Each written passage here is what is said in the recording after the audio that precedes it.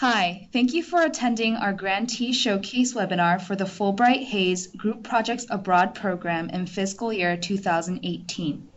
The purpose of our GPA program is to promote, improve, and develop modern foreign languages and area studies throughout the educational structure of the United States, and to provide opportunities for faculty, teachers, undergraduate, and graduate students to conduct individual as well as group projects overseas and carry out research and study in the fields of modern foreign language and area studies. My name is Joanne Jung, and I am a staff member within the International and Foreign Language Education Office at the U.S. Department of Education. I will be leading the Grantee Showcase presentation and interview today that answers questions potential applicants may have about our GPA program. Today we have with us Lara Wasner, who is the Director of Language and Cultural Training at the University of Detroit-Mercy. She teaches English as a second language and multiculturalism and diversity in Detroit-Mercy's Community Development Program, and her initiatives have helped to create several internationally based experiences for students, faculty, and alumni, including Brazil, Cuba, and China. She is also the recipient of 3 U.S. Department of Education Fulbright-Hays International Awards, in which she has served as the educational delegate and as a project director. Today, she will be sharing with us her experiences in developing a successful grant proposal under the GPA program. She will provide some helpful tips and insight for the application process as well. Hi, Lara. Thank you for joining us today. Hi, Joanne. Thank you so much. And on behalf of the University of Detroit-Mercy, I would like to take a moment to just say thank you to you and the U.S. Department of Education for inviting me in to participate into this GPA. And I wanted to say that for those who are thinking about applying for the first time, or who are attending this webinar to apply for a group project abroad for maybe even the second or third time, I would just like to say that this is a doable accomplishment.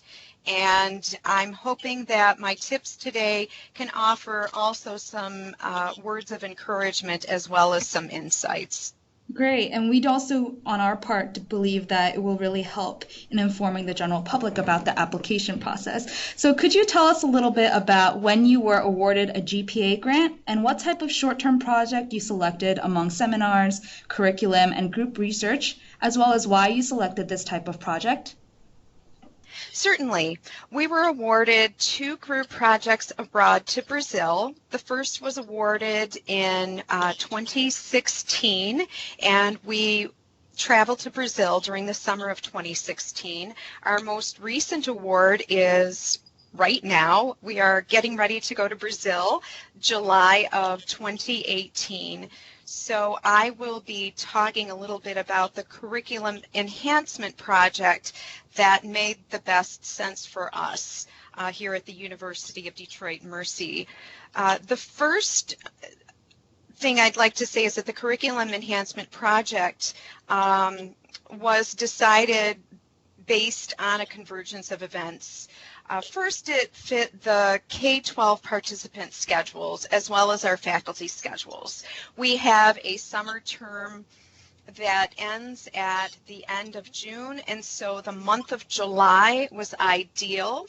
Also for the K-12 teachers, summer is an opportunity for them to get away, but usually only for about 4 to 6 weeks. So definitely the curriculum enhancement project made sense in terms of time. And then what I wanted to say was that there were some other things that were happening at the university that really made this a project that I thought would work. The first was that we were implementing a new core at the time that we applied for this project abroad, and the emphasis was on thematic areas, including cultural diversity. So we invited faculty in who were thinking about submitting course proposals for consideration into the new core, and this experience would definitely help them enhance teaching, learning, and research in a way that supported what they were already doing. So the curriculum enhancement project versus a curriculum development project certainly served that need. Also, our university had implemented a new strategic plan, and there were 3 goals within that strategic plan that this group project abroad hit, namely the broadening of international engagement for both faculty and students. There was also a stress of collaborating and forming strategic partnerships. And then the third was seeking to elevate the status of the university. We are a small Catholic liberal arts university located in Detroit, Michigan, which is an economically struggling region. We had faced some resource shortages, but we're also very well positioned to turn our struggles into successes through a variety of diverse programming, including those revolving around African studies and language studies. So the Detroit story, we definitely capitalized on that and talked about the needs in our community, and particularly of the Detroit community school system, where we were placing students through our College of Education. So we really understood the needs of the Detroit teachers, their students, and the community in general. So there was definitely an opportunity for joint programming in regard to the group project abroad that we decided, and it was a convergence of the faculty talents to come together to help serve the needs of the Detroit Community School District. Both teachers and their students could benefit through collaboration of expertise and learning and research in these areas. Great. And why did your institution decide to apply for a GPA grant? Well, we had already had some previous short-term programming in Brazil, and initially I thought that that could be a drawback. But then I thought, well, actually, there are some things that we can do in addition to what we had done in those 10-day to 2-week-long contexts that would help us delve deeper into Brazil as an area rich for discovery and discourse related to the African diaspora, for example. So our faculty in the College of Liberal Arts and Education include history professors, professionals who are studying and teach African philosophy, African American studies, language studies, and they had expressed in the past an interest in traveling to Brazil. So the group project abroad, although I wasn't quite certain about what was entailed in the program, seemed intriguing for that reason. So those teaching and researching in those fields had a finger on the pulse of what was happening internationally in the terms of the African American experience, and the group project abroad to Brazil would indeed help us contextualize conversations in a way that would help situations revolving around African American issues, not just locally or nationally, but globally. And we could bring those back into classrooms and help us internationalize not only our curricula, but deepen the conversations surrounding these events. Black Lives Matter chapters were forming in the United States as a response to incidents, and that was also happening in Brazil. So because of the past programming there, we could expand on this, create more dynamic experiences with our K-12 and higher ed faculty, especially since we had a Department of Education. It made sense for us to team with them. And we decided early on that a curriculum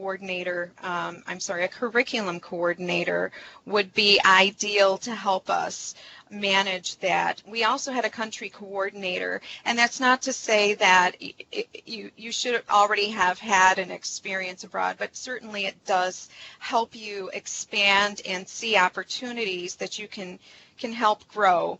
It also helps in terms of having someone assist with management of the in-country programming. So we had a country coordinator that we could already contact in Brazil, and a third-party third-party administrator who could help us coordinate the flights, help us with pricing, reach out and help us coordinate the program as well. So we worked very well with them, and that was really a necessity of ours, and it's something that I would definitely encourage people to look into.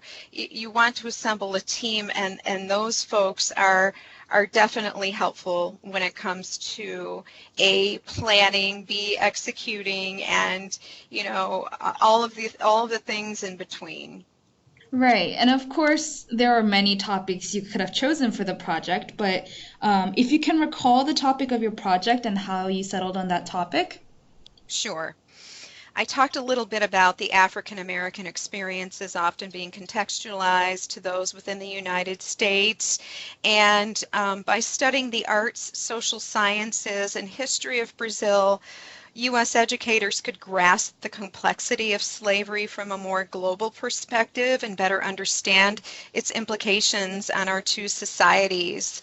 So we decided that this project would be a curriculum development project integrating social sciences and the arts that would include both K-12 educators in those content areas as well as faculty here at our university, so that we could do a lot of collaborative work, some vertical teaming between the teachers at the K-12 level who are teaching social sciences, which includes history, social studies, political science, and faculty who are teaching those in similar content areas here at the University of Detroit Mercy.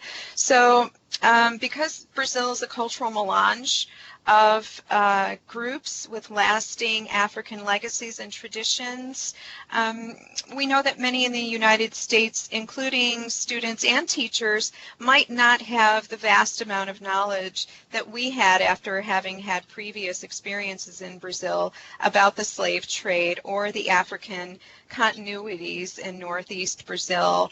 We thought that we could make comparisons where our two countries converged in terms of experiencing racial discrimination and where we diverge in our approaches to confronting and eradicating inequality.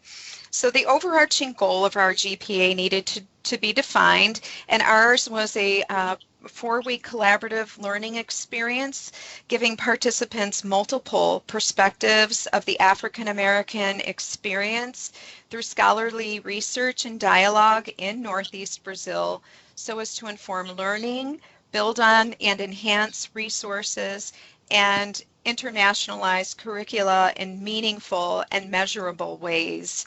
So to achieve this goal, participants would investigate the cultural practices, products, and perspectives of African identity, recognizing the interdependence of cultures through things like exposure to the arts, cultural and religious traditions, and we would do that via educational visits to institutions and social organizations while in Brazil. And also, because the language learning is such a critical part of this, we certainly sought to instill and cultivate linguistic and intercultural competencies aligned with the American Council on the Teaching of Foreign Languages, World Readiness Standards for Language Learning, through our daily study of Portuguese, not only while in Brazil, but in the Phase 1 programming, which is pre-departure.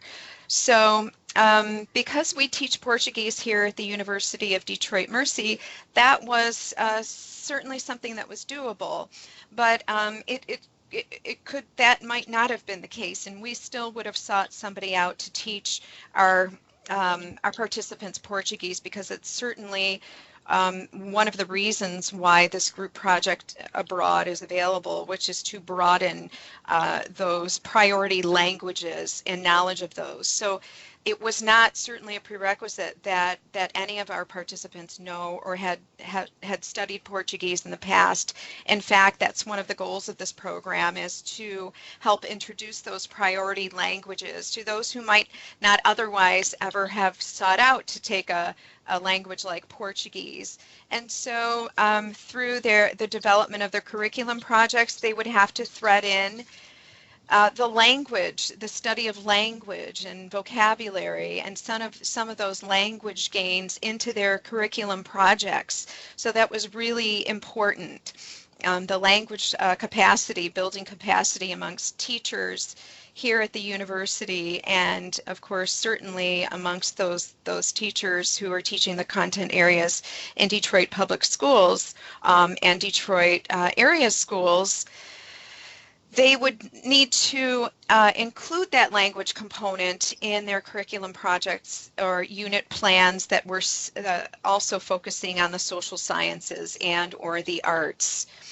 And so we designed our program around the arts as serving as a quest for personal and social meaning. Our participants were to design e-portfolios, and it was really manageable for them. The e-portfolio project allowed them to document their experiences, track progress, reach benchmarks, and compile and document artifacts while they were in Brazil in order to help them create their final curriculum projects, as well as design their authentic assessment tools that would complement these projects. And we introduced them to a variety of tools and ways to engage learning in all phases of the programming. So that was really important. And we had developed a template so that all of the participants, whether they were K-12 or higher ed faculty, would follow a curriculum project template and submit their ideas and have a plan for their project, even if they weren't quite clear on what that might be, so that by the time we got to Brazil, they could continue to work on their e-portfolio projects and also better define what it is they would ultimately be creating as their final curriculum projects. And that was really helpful. Right, that's great. Your project seems to really align with the mission of what we look for when we review applications for GPA. And were you able to secure buy-in and support from your colleagues? And did you form an internal task force or management team to collaborate on the short-term project? Absolutely. So I think it's important to state and understand that my university, like many of yours, is relatively stretched resource-wise, and that includes human resource-wise. And I thought initially, well, if this is going to happen, and I have a vision of what I want to see through, I'm going to have to pull together a team to make this happen. So I started with a colleague that I had a really good rapport with. Ann Eskridge works in African American Studies and teaches African American literature. So it was she and I who had begun to have these conversations, and we both were really excited about the prospect. So initially we looked at what the GPA entailed, and we decided to attend the webinar, which was really helpful. What that did for us was it focused on what we wanted to do and our vision for the project. It helped us expand on some ideas, but it also allowed us to think things through very clearly. I know that sometimes the request for proposals and the turnaround time to write the proposal and submit the proposal is not always manageable. So that first year that we looked at the webinar, we decided we probably didn't have enough capacity, human resource capacity, to write this all within a month. I think at that time there was only a month turnaround time, and that's not usually the case. There's usually a little bit more time. So we decided to maybe put that off by a year, but contain that enthusiasm that we still had, and to start documenting who was going to take on what element of writing of the narrative or pulling together what we needed in terms of support. We also decided who we would want to include as part of our internal task force, if you will, or management team. So what started with an idea between two colleagues ended up being an idea that others became interested in. So, namely, our Department of Education, located in the College of Liberal Arts and Education, we began to have those discussions, and that buy-in was really essential. Since this is an educational program that ultimately affects teaching and learning at a multitude of levels, we decided early on that we would like to have a curriculum coordinator to manage some of those elements of curriculum planning and assessment benchmarking, and that was really helpful. So we had a team of 3, and then we decided that, of course, we would need to have the buy-in and support of colleagues on up the chain of command, if you will. So I contacted my dean and talked to our grants person, and our grants person, by the way, identifies grants but is not responsible for any of the writing. So we knew right off the bat that if it were going to be written, our team was going to have to do all of the writing. Even though that's not necessarily in our job descriptions, we wanted this grant badly enough that we knew that we would have to do a lot of the legwork. And I know that there are universities out there that do have grant writers, so definitely you'd want to loop your grant writer in on it. If you have somebody like our grant person who helps coordinate those grants and submit those major grants or minor grants, if you will, definitely you want to get their buy-in. And certainly your academic affairs offices, provost office, president's office, they all need to provide letters of support. So just sending them an email saying we've identified a group project abroad through Fulbright-Hays, just mentioning Fulbright and Fulbright-Hays gets people excited because it's a prestigious award that everybody would like their university to be able to have. So getting them excited about the possibility and letting them know right away we've identified this grant. It may not be doable for us to submit this year, but our goal is to submit for the next year. We'd like to start having some meetings, and then we began to plan out those meetings into a timeline. It certainly took the pressure off of us to try to write something right away, submit it, and then face the possibility of not, being awarded, which can be disappointing. But I will say, as an aside here, it's not the worst thing for you to get feedback either, and then build on that feedback and strengthen a proposal based on that feedback. So if you feel like this is your year and you'd really like to go ahead and submit a proposal, by all means do that. The worst thing that could happen is that you won't be awarded this year, but you'll have a whole lot of great feedback that you can build a wonderful narrative and perspective proposal for next year. So the team is definitely essential. Collaborating is essential. Right. And I want to go back to that conversation I had with my dean. My dean was relatively new here to the university, and when I mentioned I'm interested in the group project abroad, he happened to mention that he participated in a group project abroad at another university. So just having those brief conversations saying I'm interested in this really can open up some doors. So I got some good advice from my dean as well as others who had other experiences abroad, or if not, group project abroad experiences. Right. So as you've mentioned, you had to put together the writing. So in terms of applying and putting together a proposal, who made up your grant writing program for the GPA? So the grant writing team included myself, and I'm the director of language and cultural studies. I included our interim director of African American Studies and African literature, and I included the chair of the Department of Education and a couple of folks from our education team. And we just looked at the outline of the proposal. to get a really good idea of what our outline should look like, and we broke up the grant writing that way based on our strengths, our experiences, and what we thought would be doable and manageable for each of us. So that's how we did the bulk of our grant writing, was just assembling a team of people who were interested and dedicating some time. We actually scheduled out some meetings where we would talk about our progress.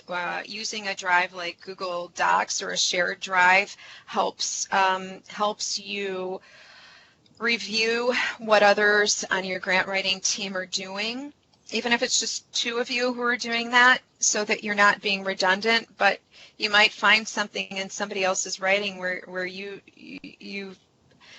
may have a gap yourself or an opportunity to fill in.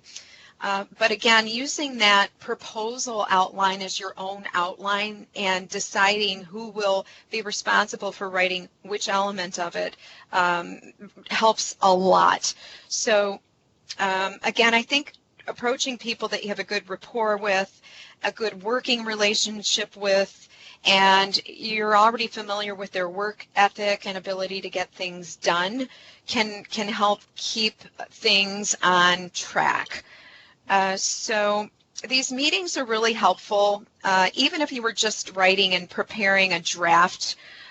Just keeping that writing going is really essential. I know it's really easy to hit walls and find writer's block, and when you do that, just go to another section of the grant that you know is manageable, or if you've only got a half an hour on a particular day to write, pick a section that you think that you can only work on some editing or writing out a paragraph or two, or even just putting down some ideas that you can expound upon when you know that you will have additional time.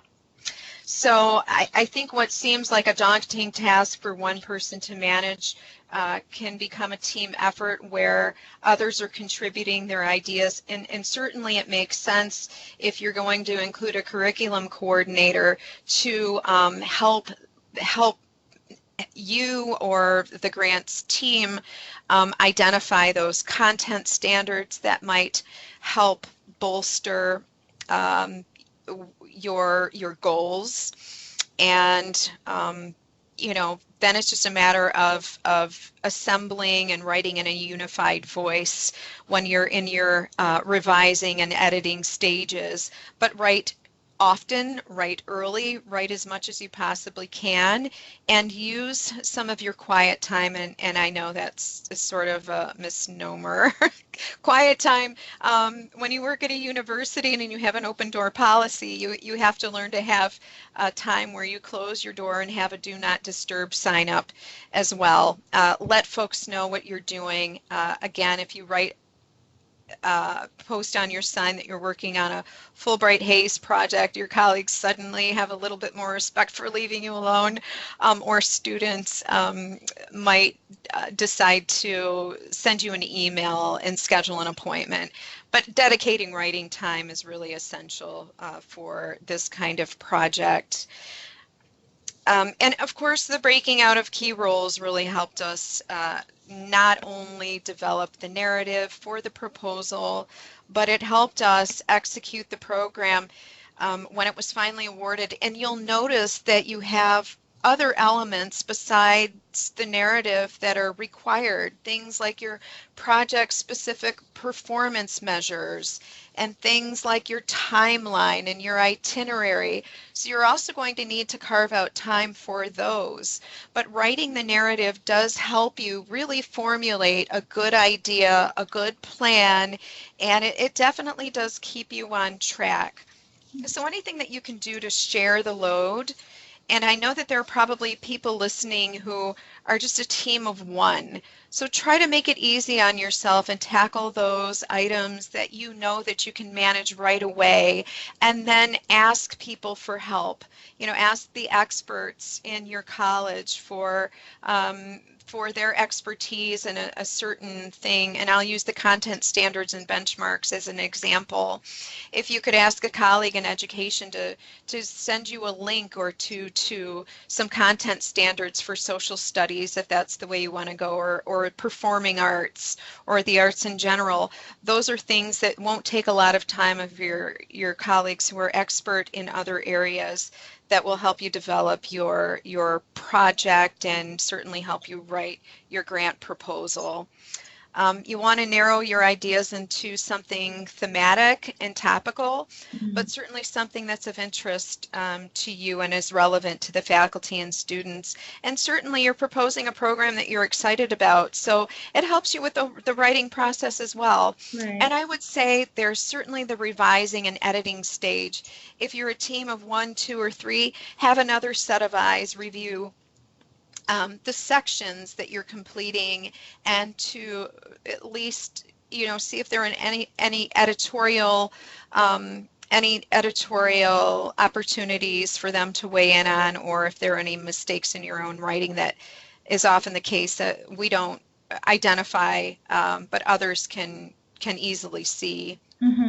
So based on just what you've shared with us so far, it sounds like the vision for the project was very clear and ready to be put into fruition, but I do presume that there were challenges along the way in applying. So if you could tell us, what difficulties did you encounter during the development phase of the grant proposal process, and what did you do to overcome these difficulties?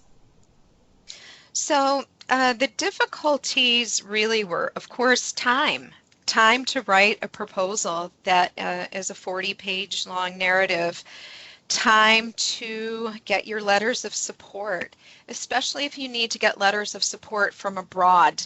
You'll need to make that a priority. You'll need to, you know, as soon as you're outlining who is going to take on what piece of the writing, you'll want to start reaching out, and you can do that easily via email to colleagues overseas. Let them know early that you'll need a letter of support. Provide them with a template of what that letter of support should include and what it looks like, and something that might be, you know, easily transferable to their own letterhead, and something that they can add to and provide their addition to help support you with that. Letters of support will need to also come from your own university and your partners in the cities and districts in which you live. So make those phone calls and send those emails early on. Even if it's somebody that you're reaching out to for the first time. And I'll give you an example. I mentioned earlier, there was a part of our strategic plan that would focus on creating strategic partnerships. And one of our university strategic partners is the Charles H. Wright Museum of African American History here in Detroit, Michigan.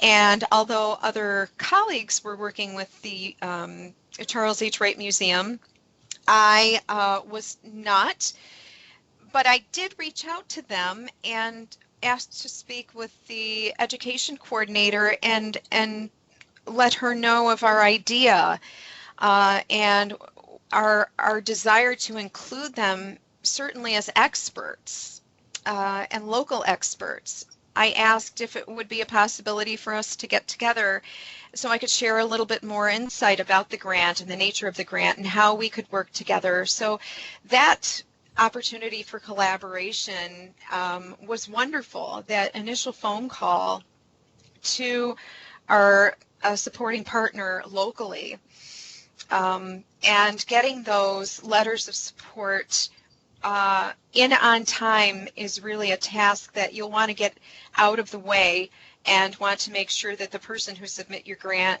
has already in place and ready to submit. The letters of support from overseas do take a little bit longer. There's often a different hierarchical protocol, so you have to be cognizant of that, and that may take some time. So I know in some cases I had gotten letters of support from colleagues abroad on letterhead, but other support statements came via email, and I was able to submit those too. Great. So those were some of the things that we didn't necessarily have difficulty with, but the time difficulty for us was certainly always at the forefront of our minds. I think also in terms of assessing learning, you want to include assessment tools and set your benchmarks in ways that are practical, and that can seem like a daunting task. How are we going to measure success? So coming up with some creative tools that could be used to align with your goals and measure gains and collaborative learning were things that we gathered early on as well, and we decided to take a look at some of the rubrics that were out there, and some of them that we're already using, quite frankly, and how could we use these in a way that would fit with the goal that we had in mind for the group project abroad. Right. And can you tell us how the project director was selected and their experience in managing a project of this size and scope? Well, I was the project director for both programs, and because I had previous experience not only in Brazil but traveling abroad, it seemed like the natural fit. And I was also the one who sort of initiated the whole, let's apply for the group project abroad to Brazil. Doesn't it sound like a wonderful opportunity with my colleagues? So of course we had that conversation. So who should be the project director? We would like to have a curriculum coordinator. I think we pretty much already knew that I was going to be the project director, but certainly you don't want to assume that if you're working with another colleague or two. You'll want to diplomatically figure out who will be the project director or how everybody can contribute to this successful program. So because I've had experiences abroad and I know what the phase 1, phase 2, and phase 3 programming includes, I think it made it an easier project overall for me and my colleagues. If that is not the case for you, I would definitely bring somebody in who does have some experience with coordinating programs abroad, and that is really essential because there are things like risk management and, like I said earlier, cultural customs and protocols that you need to be aware of. So those are the kinds of things that you want to consider when you're discussing who will be the project director for your program. Certainly somebody that has some cultural competencies and understands what it means to have an experience with this size group and the scope of the program and how to align with those goals. A person who works well with others and who represents their university as an ambassador, a cultural ambassador, is really important. Somebody who has interpersonal communication skills and can reach out to others. Somebody who can manage their time really effectively and efficiently, and somebody who is not afraid to ask for help. I think those are really critical things to have when selecting a project director. And I can't emphasize enough how having a curriculum coordinator really did enhance the overall planning and development and writing phase of our group project abroad. So if you're able to do that as well, I would definitely advocate for including a curriculum coordinator, especially if you are designing a program that includes K-12 participants. And certainly in the case of our group project abroad, the preponderance of our participants are K-12 educators. And can you tell us a little bit about how you went about drafting the selection criteria? Sure. I had previously participated in another Fulbright-Hays experience. It was a short-term seminar abroad to China in 2010. And I utilized the same criteria for our group project abroad as was required of me when I applied for the short-term program abroad in 2010 to China. And I'll outline what that entailed. It entailed a curriculum vitae or resume, and we included 2 or 3 essay questions that would help us identify the readiness as well as the professionalism of the persons that we were going to select. And these were essay questions that also helped people think through what they could accomplish and how to enhance teaching and learning in the classroom. And the first was international or intercultural experiences. We weren't looking for somebody who had a wealth of international experiences necessarily, or even any international experiences at all. If they weren't able because they didn't have the resources or were a new teacher, we didn't want to rule somebody out. But certainly the intercultural experiences that they have had throughout their lives and how that impacted their teaching and learning was one of our essay questions required. A second one was their idea.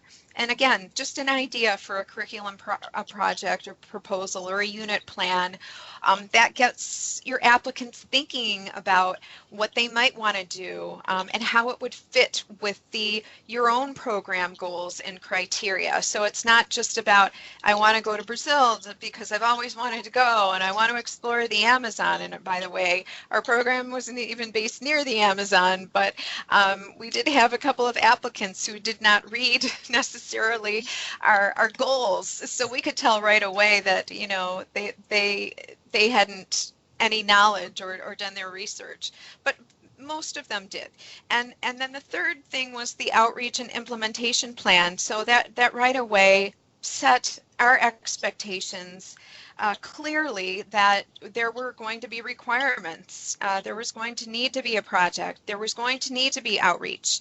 You were going to need to implement your curriculum project at the end of your travel within a specific time frame.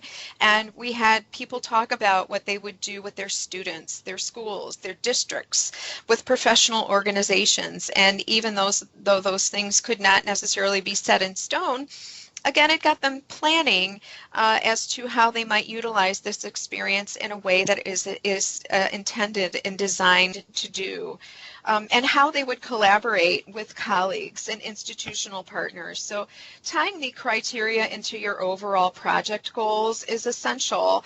We also asked for a couple of letters of recommendation from current or past supervisors, and we chose a deadline that would work for us so that we could select. We also initiated a panel of reviewers, including faculty in the content areas, a principal from a nearby school, a teacher, our partner from the Charles H. Wright Museum, a curator there.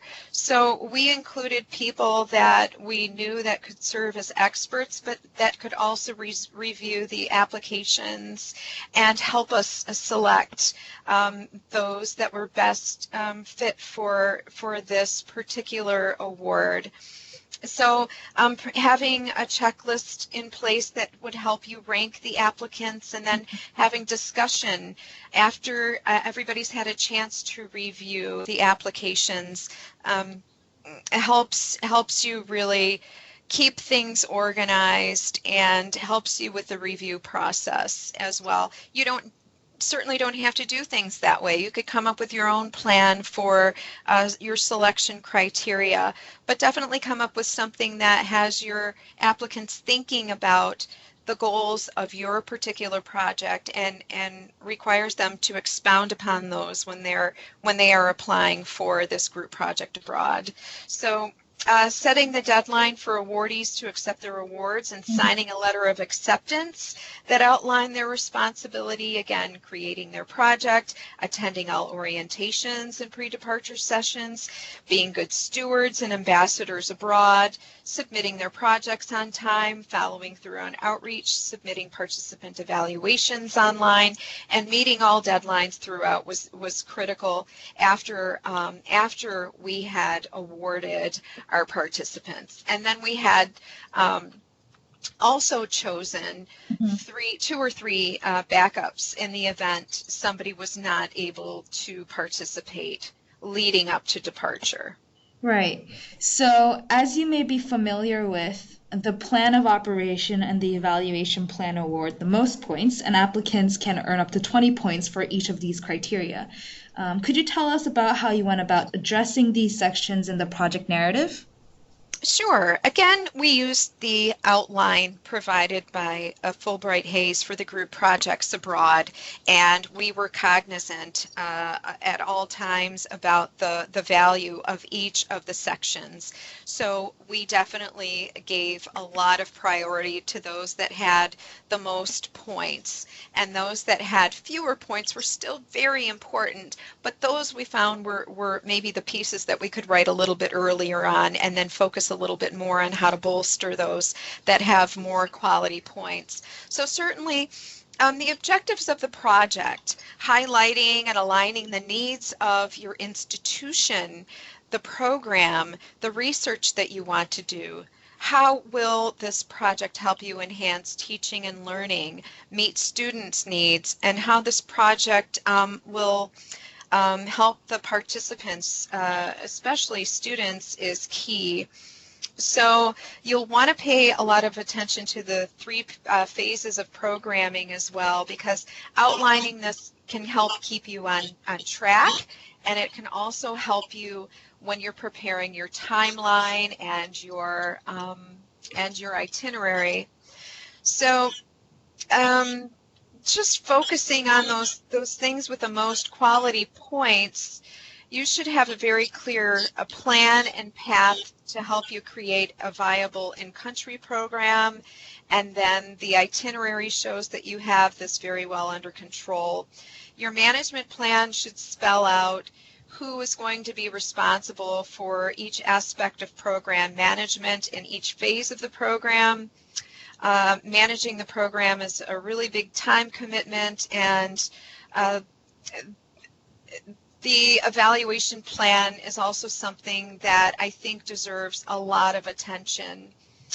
So I would go back to the plan of operation, and again, being really clear about how the objectives of the group project abroad, as spelled out by Fulbright-Hays, can help you and your institution with their current needs and goals.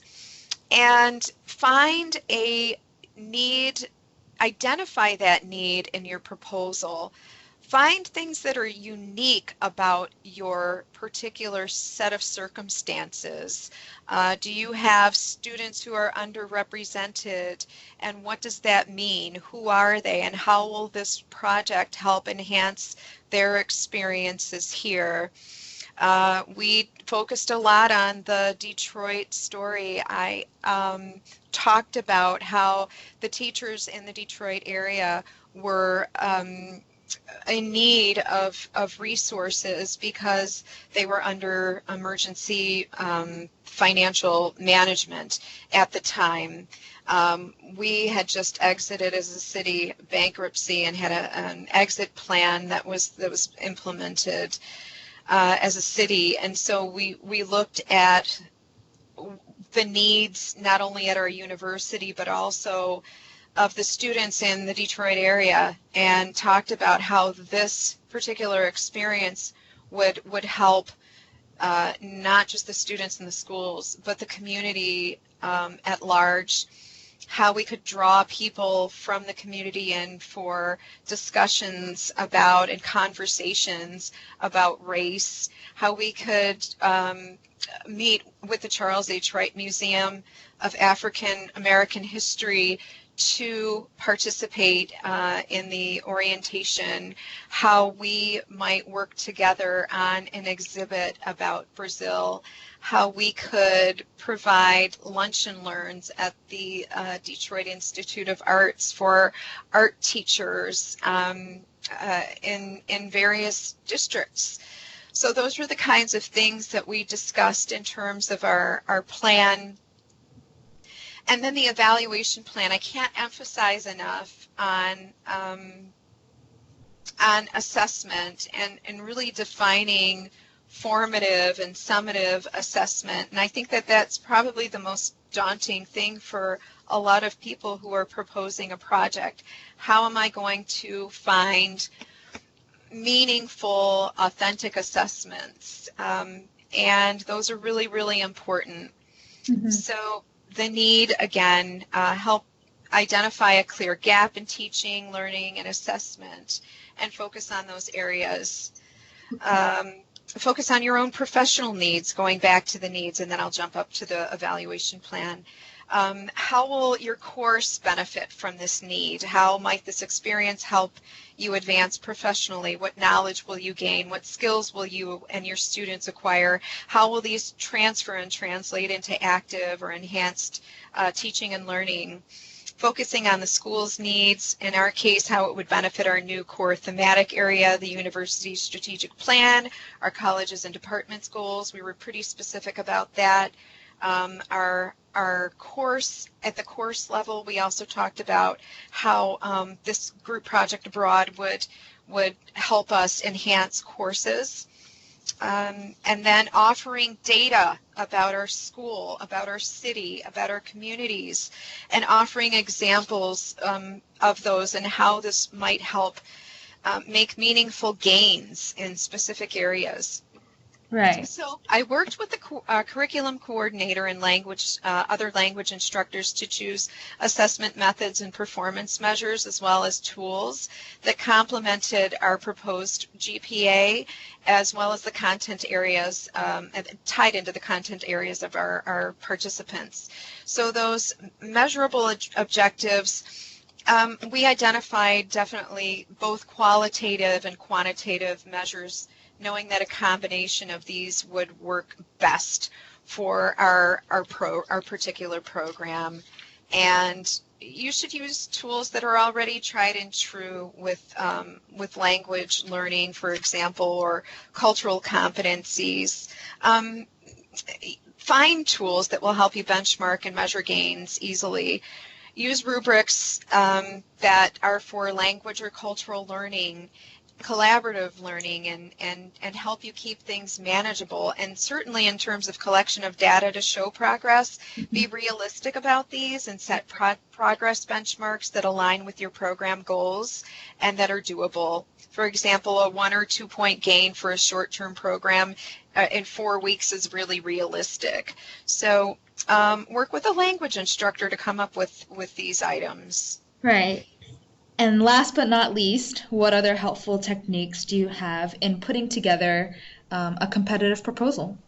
Well, the formal evaluation is really essential. We also hired an external evaluator who had some experience working in Brazil and understood Brazil quite well. And she also worked with the Charles H. Wright Museum of African American History. So our external project evaluator was worth her weight in gold. It took a lot of that gathering of data and things that we were working on, and gave somebody an opportunity to synthesize that in a way that was both supportive and contributory. Other tips I have is just that I remember thinking that a Fulbright-Hays Award would be wonderful, but it was also kind of intimidating. There's a lot of prestige in this award, and so therefore there's a lot of work that's required in writing, and you want to make sure that it's perfect because you know that those who are going to be reviewing your work are going to be expert. But I want people to keep in mind that our university is not necessarily well known, but we strive for excellence nonetheless, and we do a lot of really good work for our students and our community. And we definitely have a unique story to share and unique circumstances, which is really what helped fuel the need for the curriculum enhancement project in the first place. So find something that you're passionate about and that you can really showcase in your proposal for a group project abroad. Certainly find something that's of interest and related to your work, and capitalizes maybe on something that you're already doing, is related to your institution's goals, and it will help meet a need or fill a gap. Is something that'll help you further your research, and something that'll help students in terms of their needs, and focus on the areas where priority points are awarded. For example, offering a priority language. In our case, it was Portuguese. Focus on the other elements that will award you priority points. Make sure that you are making the reviewers aware that you're a first-time recipient, or that you're a community college. And if you're a community college, certainly reach out to other institutions to pull them into this as well. I know that Fulbright-Hays really smiles upon collaboration, so working collaboratively to help create experiences for more people is really the overall goal. So definitely don't rule yourselves out of the possibility because it seems like an intimidating or a daunting task. And definitely there's a lot of writing involved, so make sure that you have dedicated writing time and you let people know that you're going to be closing your office door. Delegate some of your daily responsibilities to others. Pull a sub in to teach a class if you're getting close to the deadline and you need some writing time. Have somebody there for backup. Definitely just make sure that you know that this is an achievable goal, and sometimes having some words of inspiration. Post words of inspiration on your wall and let those continue to encourage you. Because there is a lot involved in terms of the proposal. Make sure that you get information out to your letter writers, your supporters early, and get those. Don't hesitate to send those reminders often. Make it easy for people to be able to provide you with letters of support and to get all of those pieces together, your budget as well. Spend a little bit of time with that. And again, getting back to those words of inspiration on your wall, mine were the words of Nelson Mandela. It always seems impossible until it's done. And here we are going into our second group project abroad after 3 years of what started out as an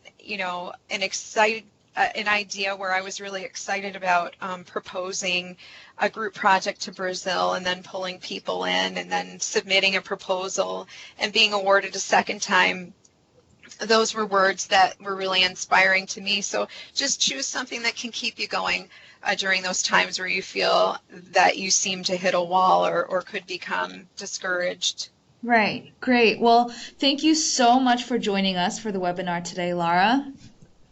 Thank you so much again for including me in on this webinar. I really appreciate it, and if this is a way I can give back, I'm so happy to do so. So I again invite those who are listening to contact me, and definitely take a look at our university's website that we've put together to get an idea of some of the curriculum projects that were developed and a little bit more information about our program and project goals. We also have a Facebook page as well, so